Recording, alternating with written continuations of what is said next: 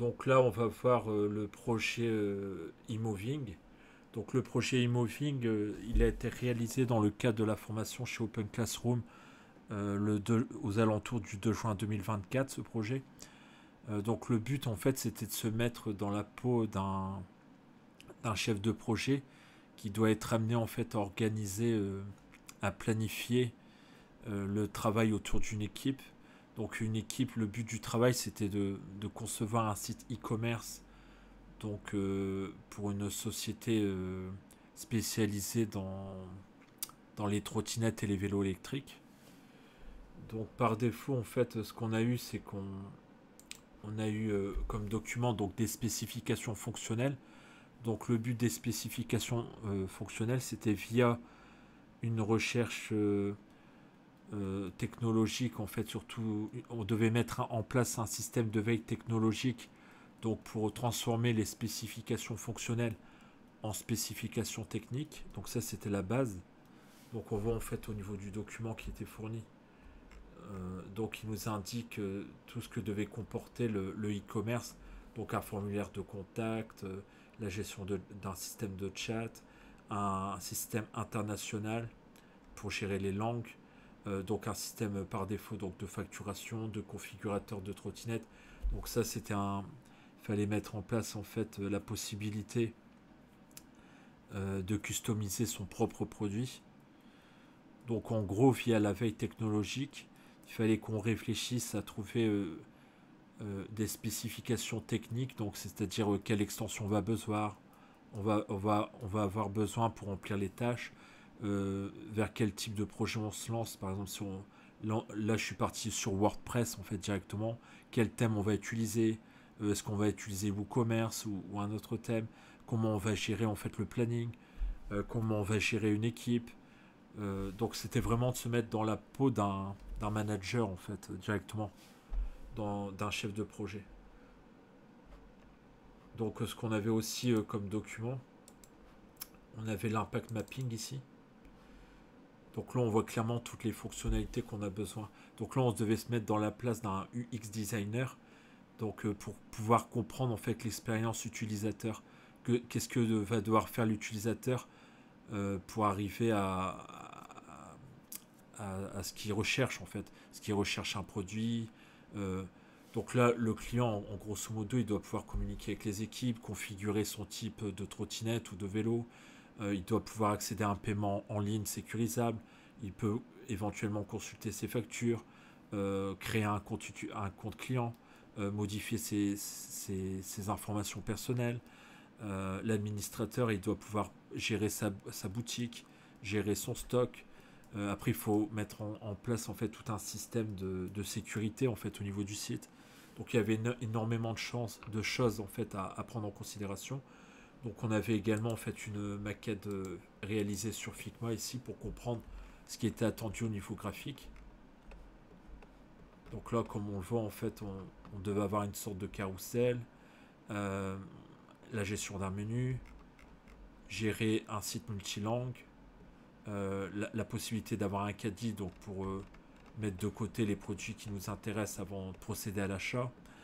Euh, on pouvait également aller découvrir via un bouton en fait les types de trottinettes proposées. Là on voit qu'on peut customiser en fait le produit e-commerce, donc le vélo, notamment sa couleur, le guidon qu'on souhaite, la motorisation. Et après on peut pousser le bouchon même un peu plus loin, par exemple le type de pédale, le type de cadre qu'il veut. Euh, Comme ça l'utilisateur en fait il peut vraiment avoir un vélo sur mesure ou une trottinette, donc selon le produit. Après, là, il fallait mettre aussi en place un système de e-mapping, donc pour savoir où est localisé les différents magasins de e-moving sur la France. Donc là, par défaut, on voit ils sont partout dans la France, même en Corse.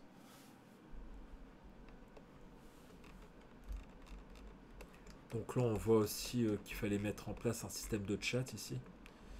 Donc en gros, la personne, elle écrit sa question. Donc soit il y a une personne humaine qui va répondre à sa question, ou un bot, si la personne n'est pas disponible. Après là on voit en fait ça c'est pour la partie mobile. On comprend en fait que dans la partie mobile on va gérer un menu sandwich ici. comme on a moins de place, comme l'écran est plus réduit en fait.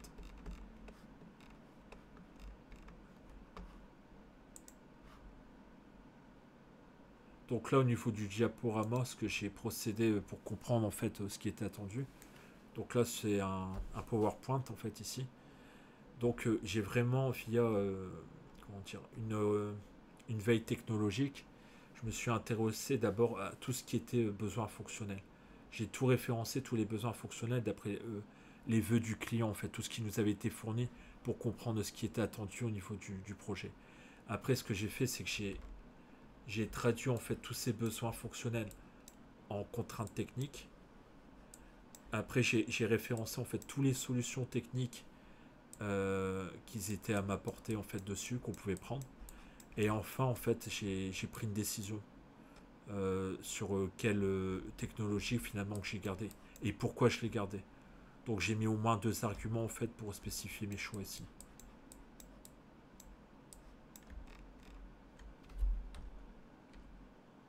Donc là on voit en fait que comme nom de domaine, le nom de domaine que j'ai choisi.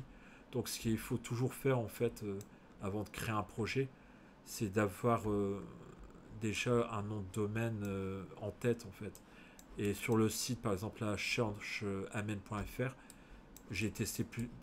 Parce qu'en fait, le nom de domaine qu'on doit sélectionner, il doit pas être pris déjà par une autre personne. Donc après, je suis parti comme hébergeur sur Hostinger ici. Euh, Après, j'ai anticipé en fait les adresses mail qu'on va devoir réserver.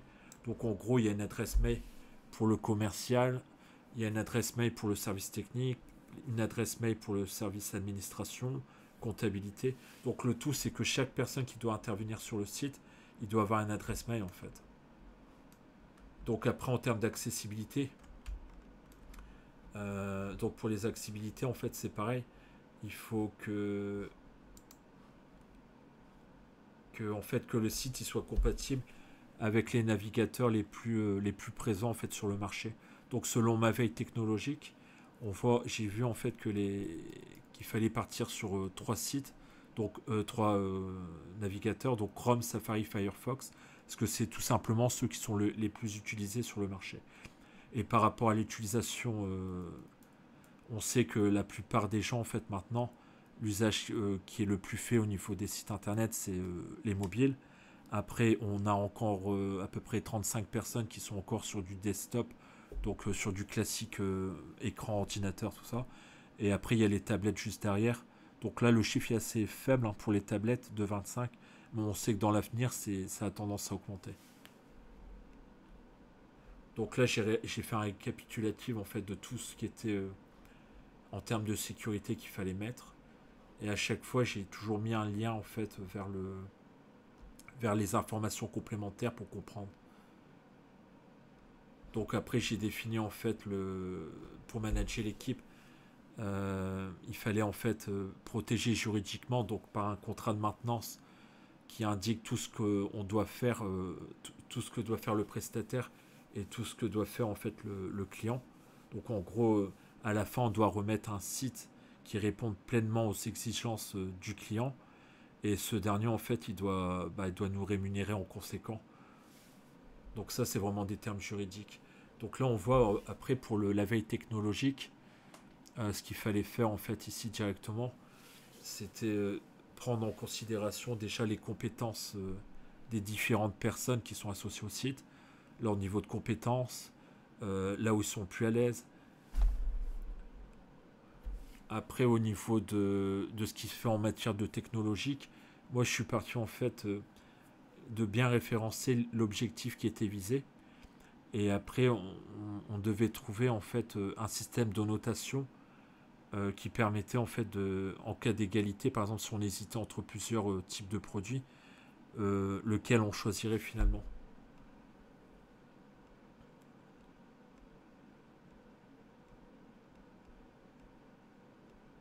Donc là, on voit en fait que pour faire le bon choix, il faut des critères de priorité ici. J'ai établi en fait un critère de notation. Donc, ce qui était attendu en fait le plus important, c'était que le produit, l'extension utilisable ou l'API, qui correspondent pleinement en fait aux besoins fonctionnels recensés. Donc ça, c'était notre priorité. Après, il fallait que l'outil soit facile à utiliser pour pas perdre de temps, aussi bien pour l'utilisateur final que pour celui qui conçoit le développeur du site, ou les développeurs en l'occurrence. Après, il fallait également que l'outil soit souvent mis à jour et qu'il soit, au niveau des commentaires, qu'il soit positif pour pas avoir de mauvaises surprises par la suite. Après, il y avait aussi un critère de coût. Donc le projet, en fait, il fallait pas qu'il dépasse 8000 euros pour un e-commerce. Donc il fallait, comme on part en fait une marge commerciale à peu près de 40% ici, il fallait tenir compte en fait de combien ça allait nous coûter. Et à ça, il fallait rajouter notre marge de 40% pour définir le prix final. Et après, en critère 1, en fait, il fallait que le produit en fait qu'on allait utiliser ou l'extension, qu'elle soit customisable et que le poids n'affecte pas les performances de WordPress et du serveur. Donc là, après, j'ai fait un récapitulatif en fait de tout ce que j'ai choisi.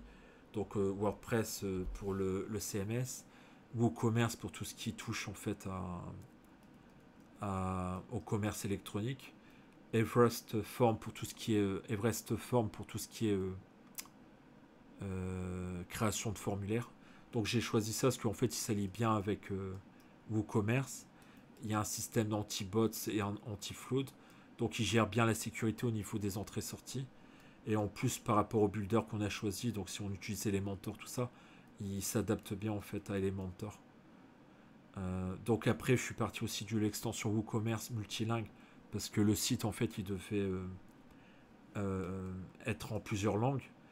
Chatbot IA générative, donc d'après ma veille technologie, j'ai vu que l'intelligence artificielle c'était en essor constante en fait, et que dans l'avenir c'est primordial en fait pour être compétitif par rapport aux autres, d'avoir un système de chat qui gérait à la fois l'humain et un système de machine. Par exemple, si l'humain n'est pas disponible, il ne faut pas que le client, par exemple, qui pose une question, qu'il n'y ait personne derrière.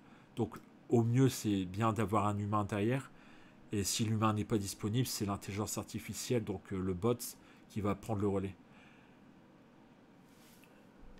Donc après, pour l'extension WP Store Locator, donc ça, c'était pour localiser les magasins, en fait, sur une carte.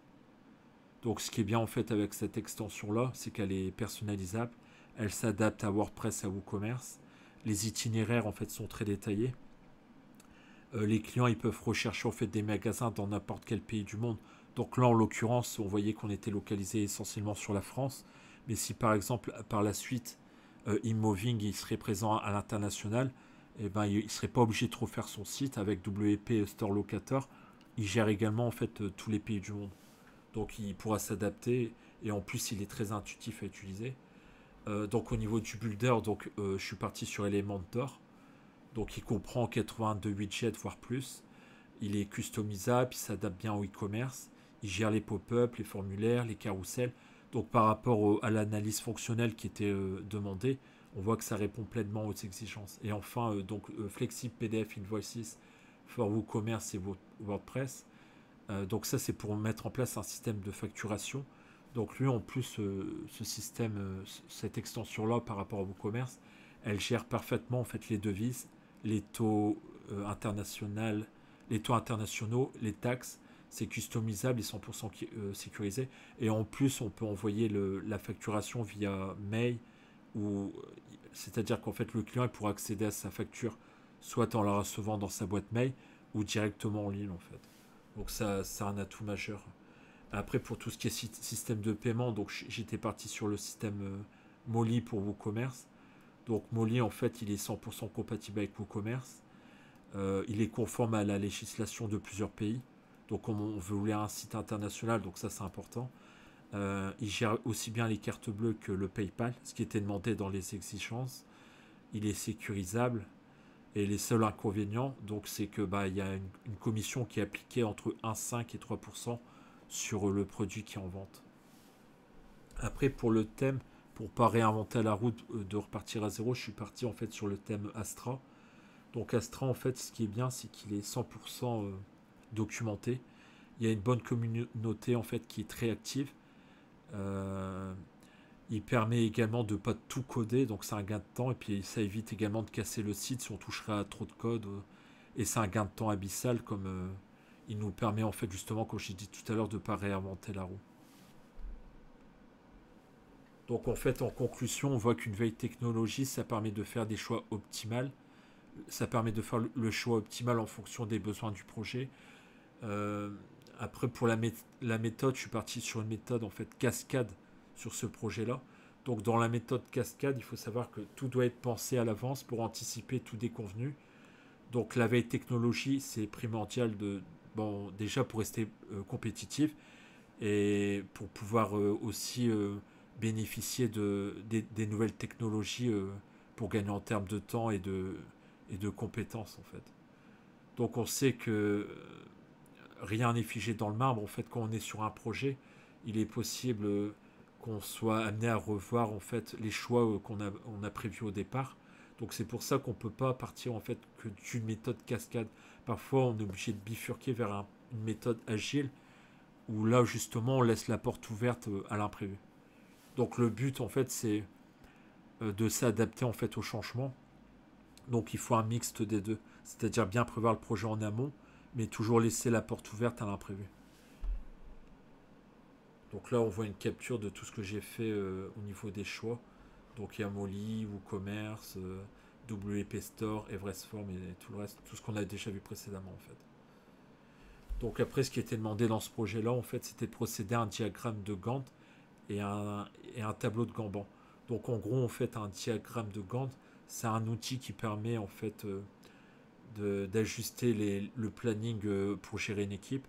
Donc on va voir en fait dans le tableau de Gantt toute la série des tâches en fait à réaliser sous forme graphique et on aura également en fait une ligne de temps pour respecter justement les délais. Et le tableau de Kanban, lui en fait, c'est comme des boîtes en carton en fait avec des étiquettes dessus et on doit dire si la tâche qui est en cours, si elle est à faire, la tâche en fait qui est dans le planning, si elle est à faire, en cours, à tester ou terminer. Donc il faut savoir que le Kanban en fait ça vient du japonais, ça veut dire étiquette. Donc là on voit l'organigramme que j'ai prévu donc pour le e-moving. Donc le CIO, donc c'est le responsable en fait du projet qui fera le lien entre le client et l'équipe.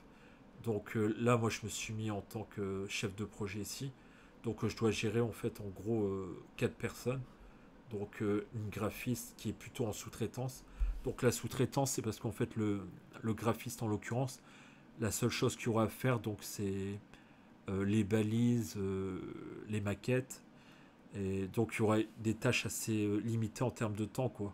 Donc c'est pas vraiment judicieux en fait de l'inclure dans l'équipe, comme en fait il y aura peut-être 2 semaines de travail ou voire plus pour un mois. Par contre les autres, donc on voit le développeur, l'expert en e-commerce et l'expert en sécurité. Eux, par exemple, si le site, ça nous prendrait, je sais pas, 2 mois pour réaliser, il faudrait que ces personnes-là, en fait, on sait qu'ils auront du travail pendant 2 mois, faut qu'ils soient inclus dans l'équipe. Voilà. Donc là, on va aller voir directement sur Notion ce qui a été fait en fait au niveau de l'organisation. Donc Notion, en fait, ça permet comment dire d'organiser en fait le diagramme de Gantt et le tableau Kanban. On peut présenter en fait l'équipe, on peut présenter ce qu'on fait et donc quand on travaille en fait en groupe, c'est important que chaque personne, une fois qu'elle a fini une tâche ou qu'elle peut le dire où elle est arrivée, comme ça on n'a pas de mauvaise surprise dans l'organisation. Donc on voit en fait que je suis parti donc d'une équipe donc avec un chef de projet, une graphiste, un développeur, une développeuse en e-commerce et un expert en sécurité. Donc ça c'est conforme à ce qu'on a vu au niveau de l'équipe juste avant en fait. Donc là on voit le diagramme de, de Gantt en fait qui apparaît ici. Donc si on voit ici, on a Gantt ici. Donc on a une ligne de temps en fait ici et on a tous les tâches en fait à réaliser. Donc après nous, ce qu'on peut faire, on peut naviguer en fait directement avec ici sur les tâches à réaliser en termes de temps. Donc la ligne qu'on a vue là, qui était ici, la ligne rouge, ça représente le jour d'aujourd'hui.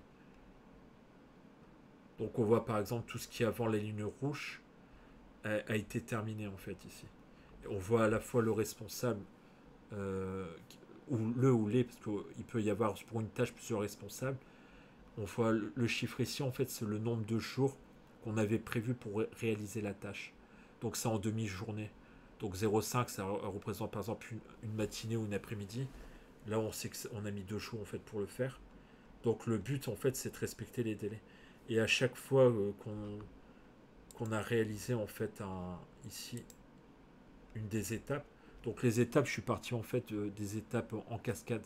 Donc on en a 5. Donc initialisation, lancement, conception, production, exploitation. Donc ça référence. Donc en gros l'initialisation, c'est que on s'intéresse en fait à ce que recherche le client. On commence à établir en fait la liste de besoins. Donc le lancement ici. Donc c'est là où on va commencer à établir les storyboards, les wireframes. On va faire beaucoup de réunions en fait entre équipes pour parler déjà en termes de faisabilité. Est-ce que le projet est suffisamment clair? Est-ce qu'on va pouvoir le lancer? Est-ce qu'il est rentable? Qu'est-ce qu'on va devoir utiliser? On va devoir analyser les coûts en fait dessus. Après on voit la conception. Donc là c'est tout ce qui est paramétrage, tout ce qui va en fait amener à l'étape qui précède la production. Donc on va réaliser en fait les templates, les squelettes du code. On va commencer à s'intéresser à l'architecture du site, à, aux tâches graphiques, qu'est-ce qu'on va utiliser, comment on va paramétrer les choses. On va installer le thème de base. Donc là c'est vraiment la charpente en fait du projet. Donc ici on rentre en phase production. Donc la production là c'est vraiment là où on met les mains dans le cambouis pour avancer. Donc on va commencer à gérer la création du système de paiement, la mise en place d'un système de facturation, la gestion du carrousel. Donc là c'est l'étape la plus fastidieuse et la plus longue. Et après l'exploitation, là en gros, c'est on va remettre en fait le site au client. Et s'il a des questions, par exemple, il y a certains points qu'il voudrait revoir, on pourra éventuellement revoir certaines fonctionnalités techniques qui ne correspondraient pas justement à ce qu'il souhaiterait. Soit qu'il jugerait trop complexe ou pas trop conforme à ce qui est recherché en fait. Et après en fil rouge, à la fin on a toujours le système de maintenance informatique. Donc ça c'est en fonction du contrat qu'on avait fait au début. Donc là nous on est parti en fait d'un contrat de 6 mois. Donc il faut savoir que le site, une fois qu'on le remet au client, on ne le laisse pas se débrouiller tout seul. On lui fait une formation pour qu'il comprenne comment utiliser le site. Et éventuellement, en fait, s'il y a des problèmes techniques ou autres, pendant 6 mois, on sera là pour répondre à ces questions, mettre le site à jour, s'assurer en fait que tout fonctionne correctement et que, en termes de sécurité, qu'il n'y a pas de problème en fait. Donc à chaque fois qu'il y a une étape qui est finie ici, c'est-à-dire qu'on a rempli toutes les tâches de l'étape en cascade, donc là on a une ligne d'avancement ici, initialisation, on voit qu'elle est à 100%. Et après pour le tableau Kanban ici, donc là on peut voir ça comme des boîtes en carton où on met des étiquettes. Donc on sait par exemple que la réunion CIO là elle est terminée. On sait qu'elle a commencé le 3 juin et qu'elle a fini le 3 juin. Donc c'était une réunion qui devait durer une demi-journée. Donc à chaque fois que c'est terminé, on le renseigne et quand toutes les tâches sont terminées, là on voit qu'en fait on passe à 100%. Donc on a un système également de filtre ici. Par exemple, si on voudrait voir que les tâches qui sont terminées ici, on clique ici. Et là, on voit en fait qu'on a que les boîtes en fait avec le système terminé, avec l'étiquette terminée ici. Donc ça permet justement de voir mieux au niveau de la visibilité. Par exemple, si on veut savoir que les tâches qui sont à réaliser, voilà. Donc là, il va mettre que les boîtes qu'on n'a pas encore, toutes les tâches en fait qui n'ont pas encore été finies, qui sont encore à réaliser.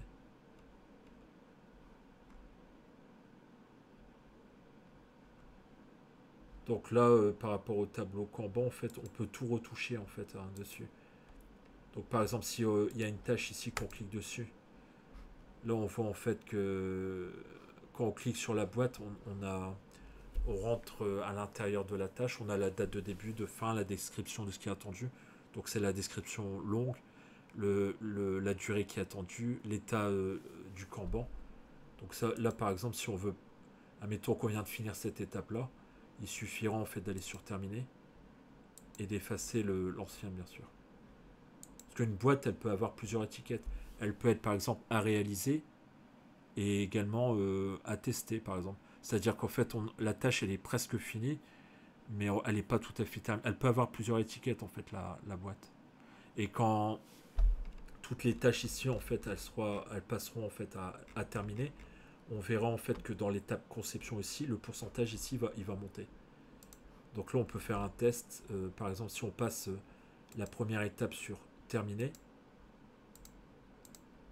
là, on voit en fait au niveau de la conception qu'à chaque fois en fait qu'il y a une tâche qui change de statut, la jauge en fait elle va monter ici. Voilà. Donc là en fait l'essentiel de ce projet c'était avant tout de comprendre comment on devait gérer une équipe, organiser un travail, comment gérer en fait la progression, comment si on partait en fait sur une méthode en cascade ou une autre méthode en fait. Le but c'est vraiment de prévoir comment, comment on va agencer en fait le travail, le manager.